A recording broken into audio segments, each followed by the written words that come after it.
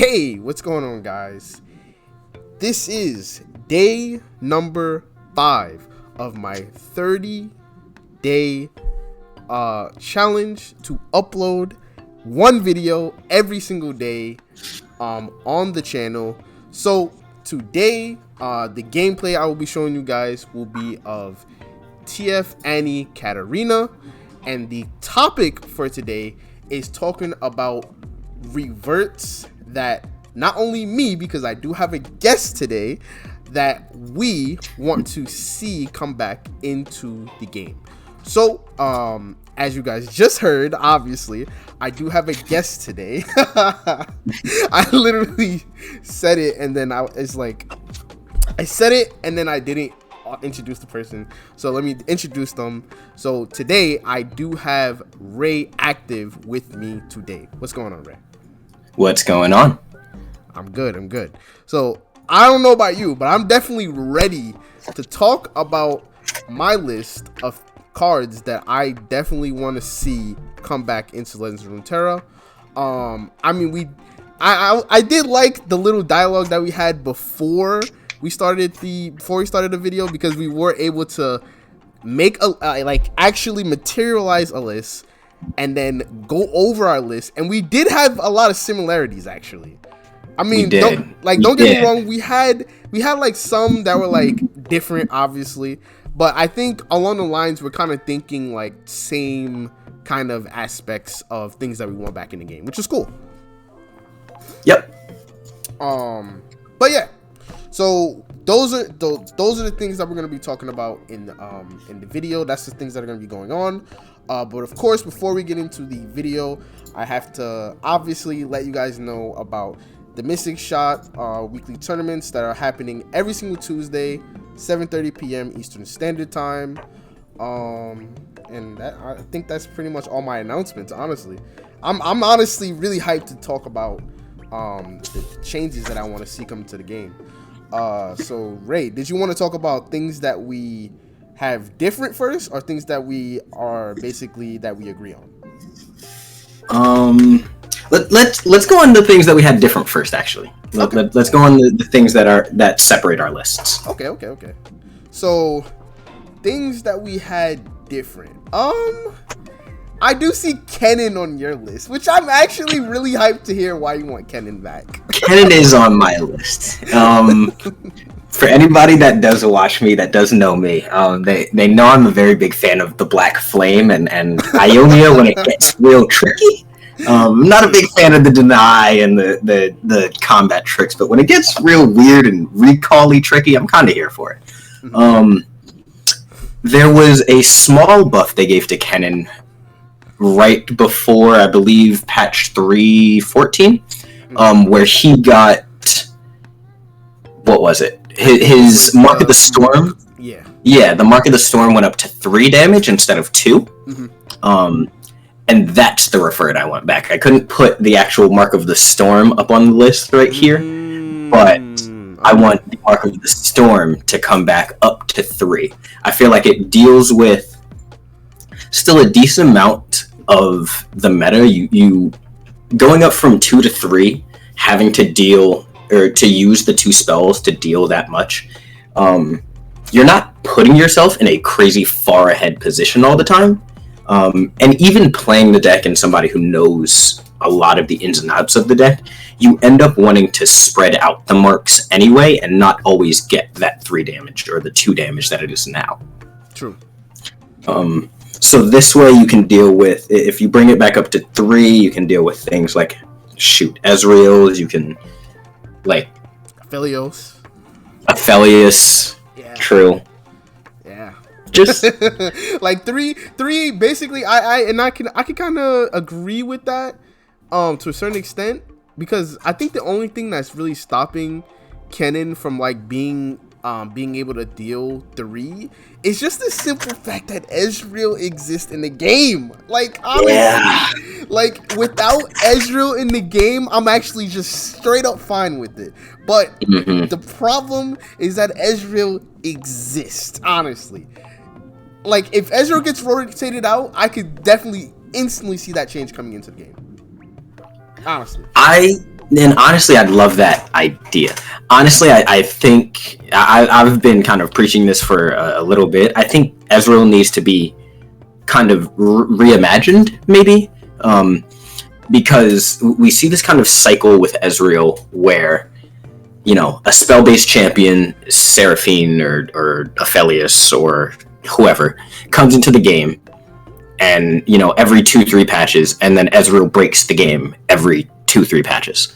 And then we nerf the things around Ezreal, and they kind of fall to the wayside, but then again, the next Ezreal vessel kind of comes in and fills up the stack and deals 18 damage to our Nexus at burst speed.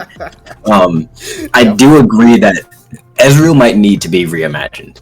And it'd be a good idea to see where we can take him.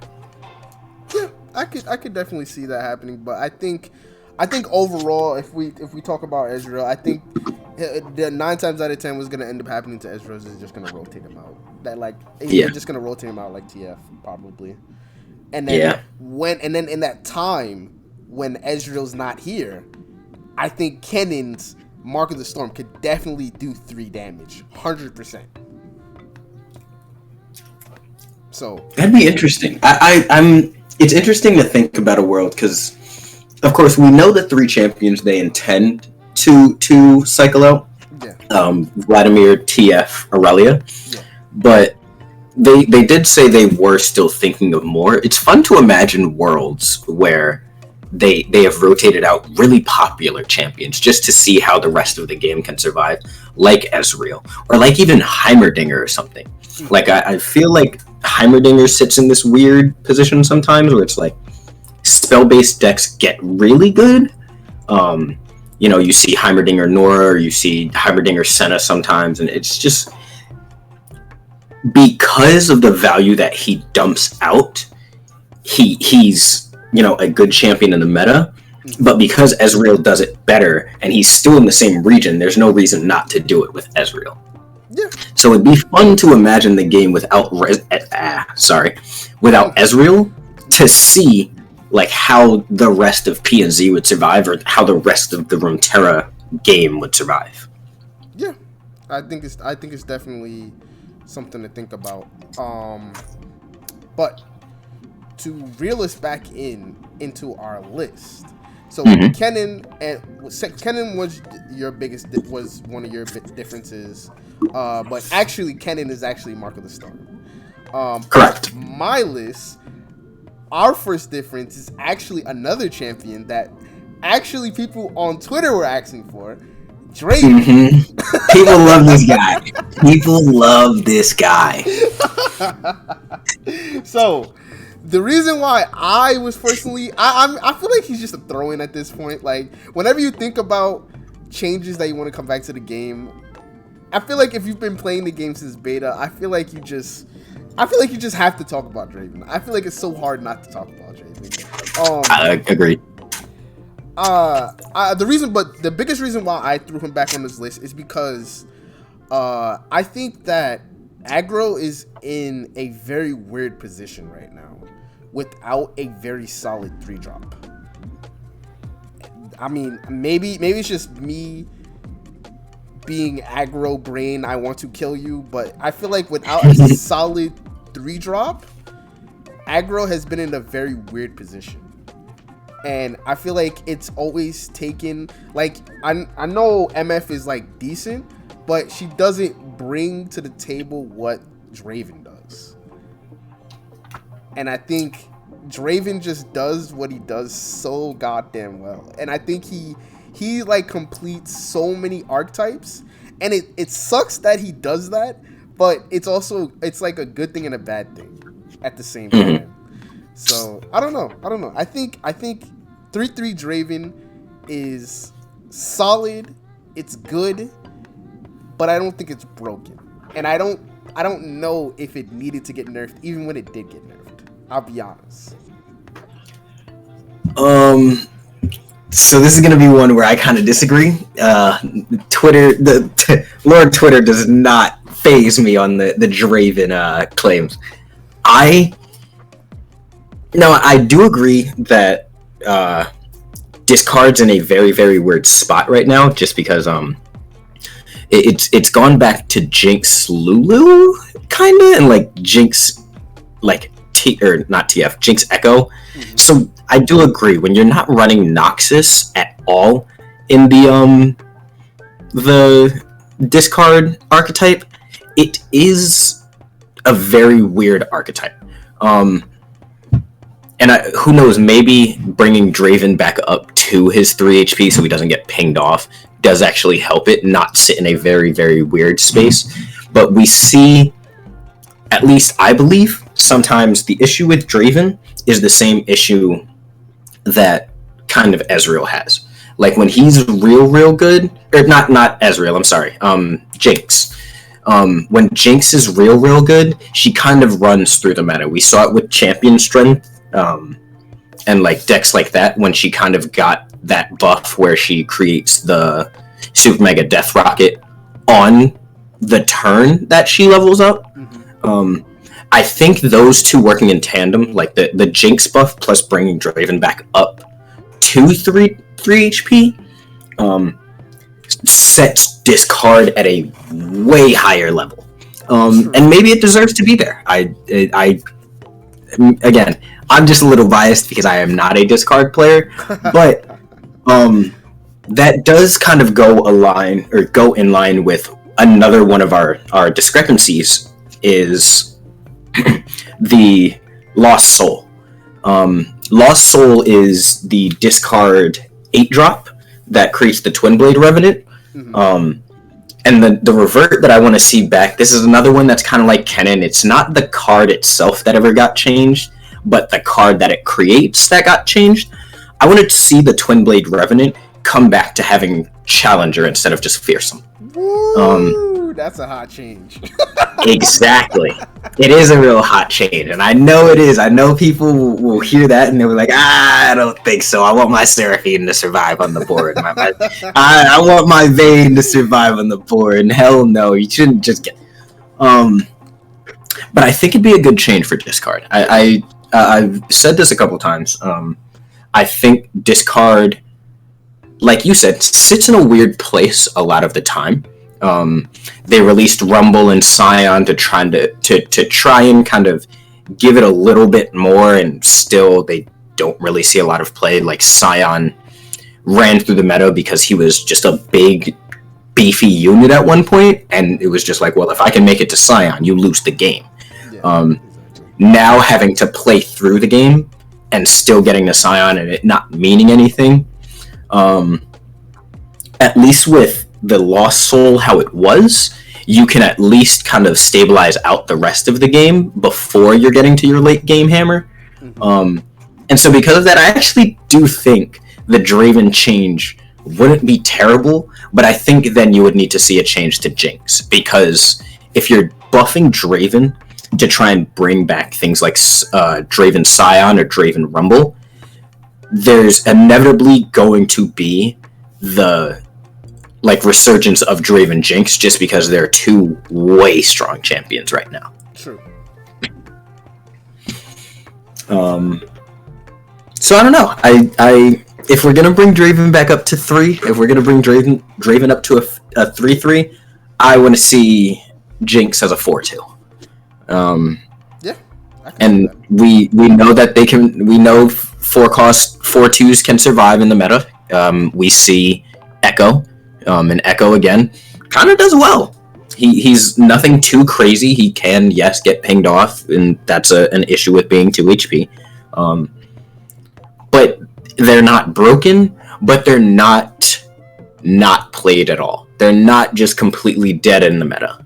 So I think it'd be a pretty decent change. Yep, I can agree. I think that Lost Soul changes is a super hot fire change. I don't know if people would agree with it, but I think it's a super hot fire change for sure. So next thing on your list, I think this is just my opinion. I think this is the most controversial. Poppy. Oh my god. Yo, if you honestly, and I feel like me personally, I'm a I'm like I know it doesn't seem like it because I was talking to a lot of people about like what kind of player I am. I'm actually a mid-range player, but when people look at my profile, they're like, wait, but you have so much GP Sedge, you have Draven, you have Jinx, you have Echo. These are all aggro champs. So I know it doesn't seem like I'm a mid-range player, and it seems like Poppy's like right at my alley, right? But Poppy Reverted was so busted. The 3-3 Poppy was so nuts. Broken. Oh my god, she was so broken on release. Yeah, what? You could throw her in anything. You could if you were running Demacia, you were just running Poppy no matter what. And now give me. I'm sorry, just gotta. No worries. Check something.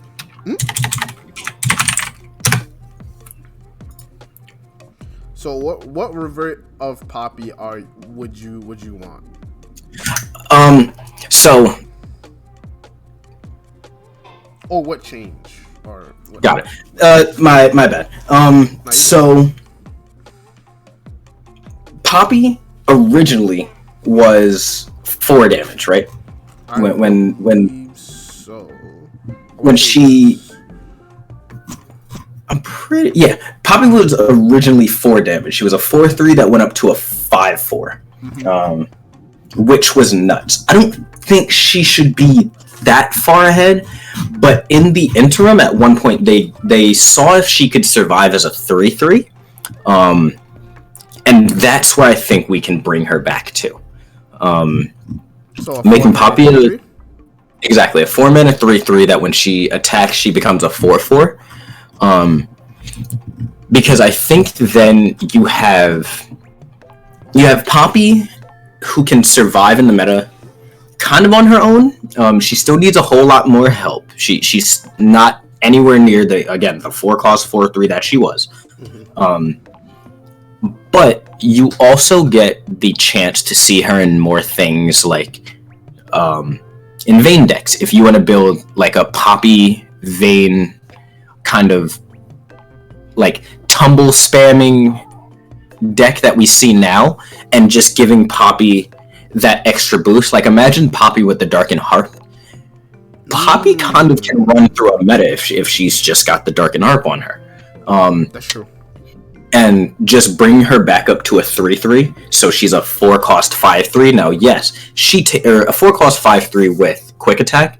Now, yes, that is a big statted unit, but also it takes a ton of setup to get to, and it takes still significantly more setup than we see in a lot of the Vayne decks that we see going through the meta now. So I think Poppy can survive in something like that, but then I also think we see the resurgence of Targon, because remember when Poppy was real good, Targon loved Poppy.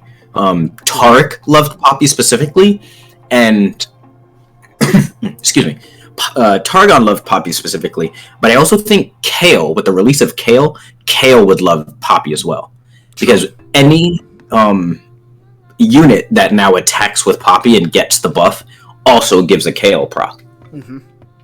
That's true. So a 4/3 I think is a little bit too much. 4/3 I think she kind of does her own thing in the meta, but bringing her back to a 3/3 I think she's just where she needs to be.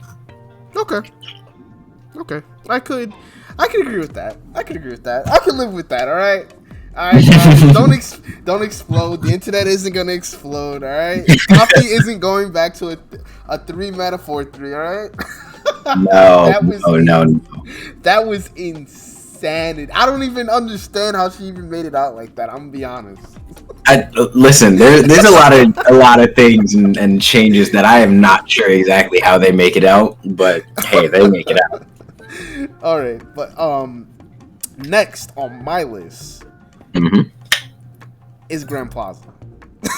Now let me explain myself. This is one of those that we did not agree on even in the slightest. This is not something I want to personally see back. I want to see a little bit different Poppy, or a little bit different Demacia and Poppy. But go ahead and try and tell me about this one. So, I've always been a Lucian lover. Honestly, I'm not gonna lie to you. I always wanted Lucian to work. Now, maybe if they rotate out Irelia, Lucian can just work with Azir, and I'm just happy, right? But let's say a world where Lucian and Azir, for whatever reason, don't mesh and they don't work as easy as they used to, right? Boom, we have Grand Plaza. Because so now we make them work together. Because I'm pretty sure if you give Lucian Challenger, it's enough. Is Lucian Challenger enough to make an Azir Lucian deck better?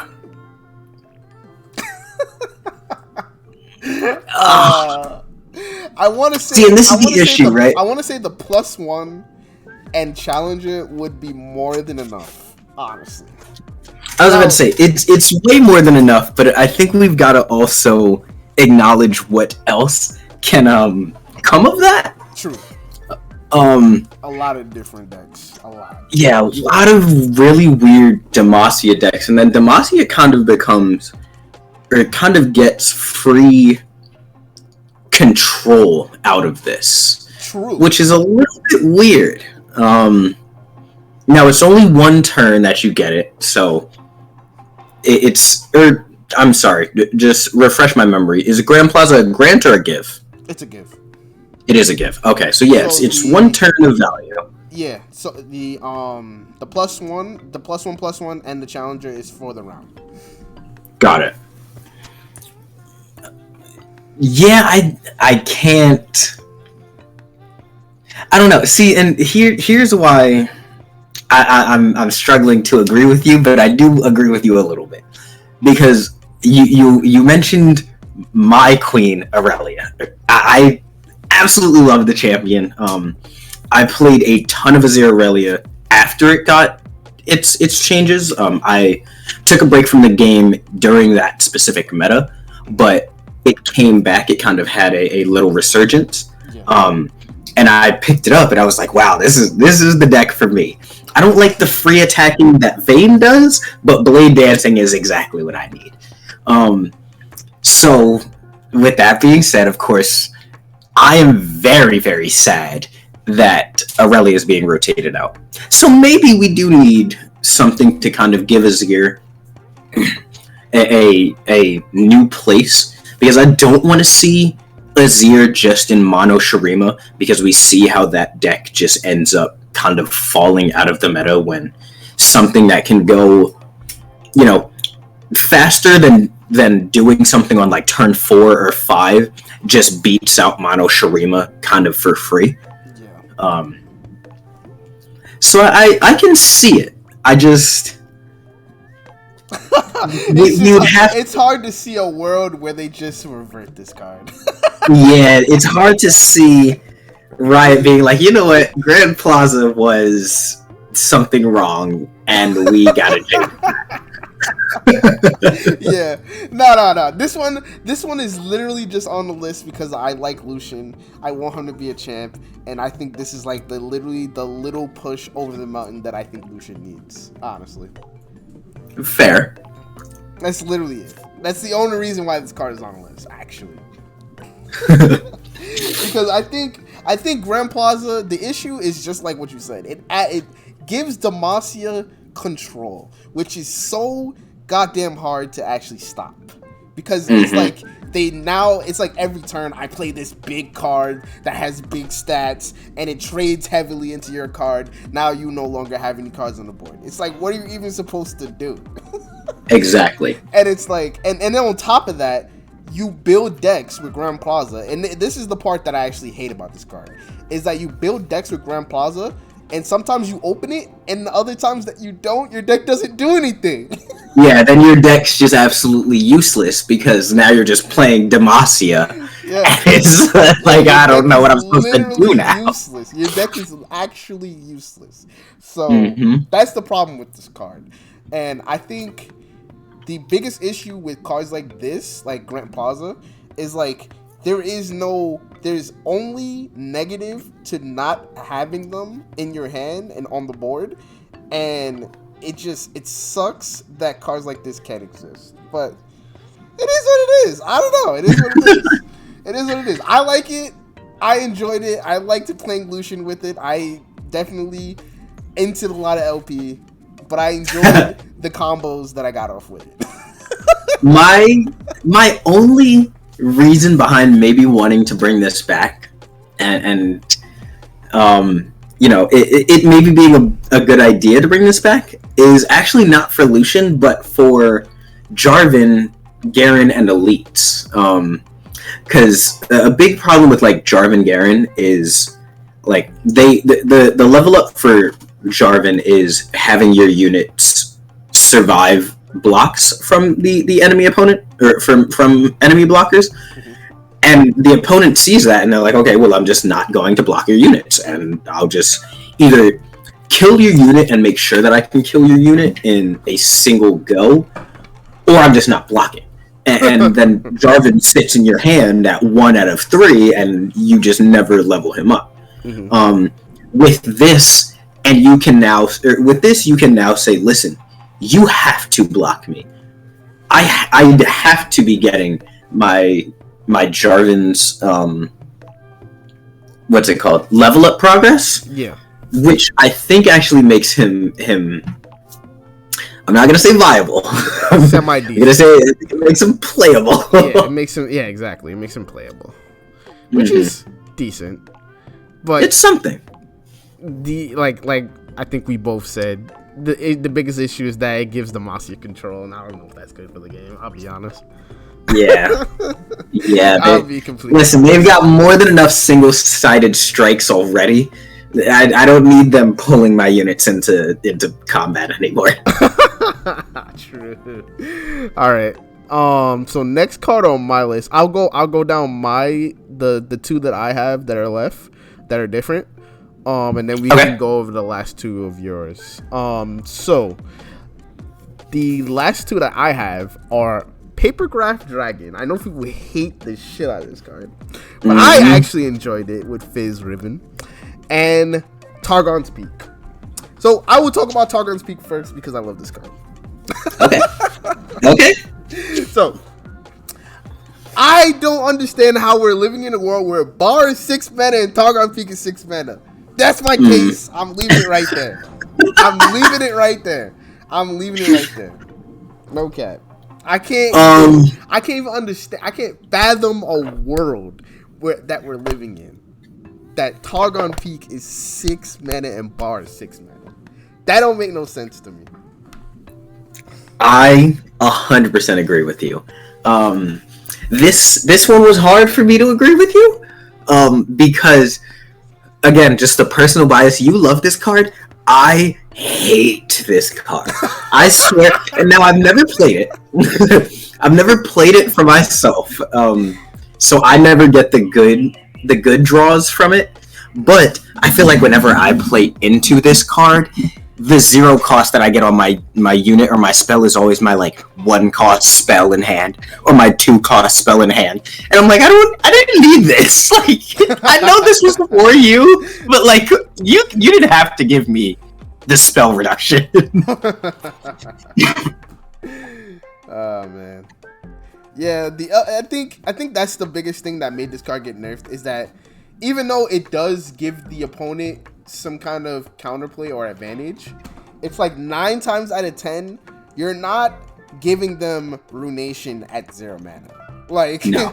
You're not giving them Written in the Stars at 0 mana.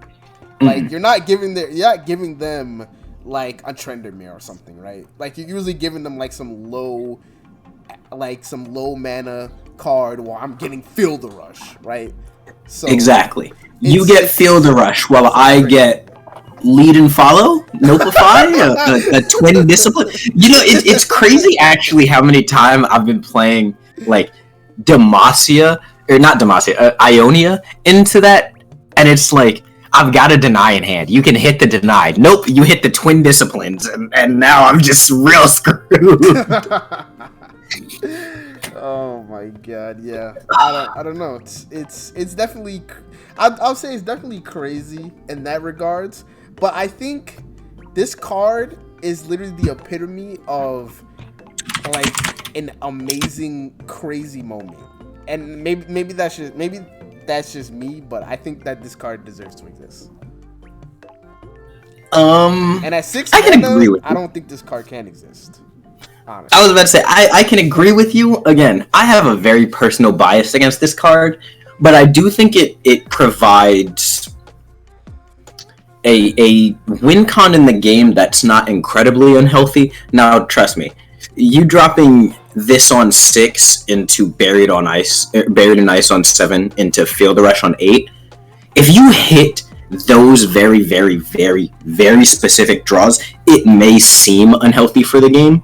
But you also have to realize that you probably, like, I know when I play into Targon's Peak, they had most of the time 6, 7, 8 cards in hand, and they hit one that was real lucky. And I mean, if I'm going to get mad at a 6 cost, cost reduction, high roll landmark, I think I'd much rather it to be Targon's Peak doing 1 as opposed to Bar reducing everything. Yeah, Bar is such a crazy card. Oh my god, I feel like that's a discussion for another day. Bar is such a ridiculous ass card. Like, come on, it does too much. It does way too much. I agree. But so I'm sorry, I did add something new to my list. Bandle Tree. Yes. I don't mind Bandle Tree. So I was gonna add that to my list, but the only reason why I thought about it, is because I think Peak would probably be too. If we reverted it, it probably would be too broken with all the Jack support. That's my personal opinion. Yeah, Bandle Tree with the improvised units is so free, isn't it? Yeah. It would be way too busted. I think you can actually get it consistently. Yeah, that's fair. Okay, you know what, I'll bring it back off my list. You've convinced me. Like, I would love to see Bandle Tree back in the game because I kind of didn't hate it, but it's just they added that into the game, and I think they were like, all right, we're gonna nerf Tree and we're never gonna change it again. So we're never gonna look back at it. We're going to just let it be the win con that it is. Yeah. And people just deal with it. That's what I think. When they made all the Jack support and all that, I think they were like, all right, we're gonna change Tree, and we're not ever looking back. Like that, we're leaving it like it is. Period. So. Gotcha. Right. So what are your last 2 changes that are different? So my last 2 changes, I'll go with the small one first. And then there's a big one on here that people will hear, and I hope they don't just cut off your video. So the first one, the one that I think can come back just very slightly, it got a small cost nerf, is Stalking Shadows. The card where you pick a follower from your top 4, you draw it and create an ephemeral copy. It was a 2 cost, it's now a 3 cost. Which I kind of agree. Exactly. I remember now. Me personally, I'm not a fearsome aggro player. So when this got nerfed, I was just very happy to see the nerf. I was like, okay, it's fine. I didn't actually think it'd be as big of a hit as it was. Kind of coming in after and seeing how it kind of just killed any chance of Nocturne Diana of really like shining, makes you really realize how big this card was for that deck. And so I actually really think that Stalking Shadows could be very, very good in the meta. I also think there are some fun little cards in the meta right now that when you summon multiple, or that when you have multiple, even just having 2 on the board is very, very good. So, like, for example, Stalking Shadows into Charian Sumpworkers and things like that, and you just make the Charian Sumpworkers that you need. So instead of it being a 7 cost play that you have to do, it's 6, which is just a little bit better. But we'll see. Yeah, I'm not. Honestly, I'm not very against that one. I could see them reverting Stalking Shadows actually. Gotcha. But, yeah. But what's that last change? Let's talk about that last change. We have one final big hot change, and it is reverting Bard back to his former glory. And now, hear me out, everybody. Don't close the YouTube video, please. Just hear me out here. Bard is very, very weird. He's of course the only Runeterra champion that has showed up on this, because he's the only Runeterra champion that has had to be nerfed so far, I believe. And because he had just that origin, that Wandering Caretaker origin of just randomly hitting chimes on different random cards,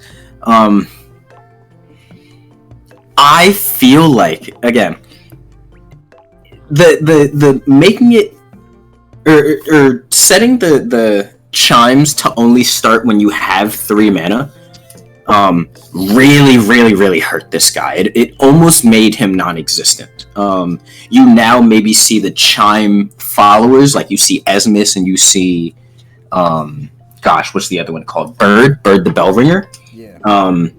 But besides that, you don't even see Bard anymore. Hell, you even see his spell, the Cosmic Binding, now probably more so than you see Bard, which this is something I've never necessarily liked.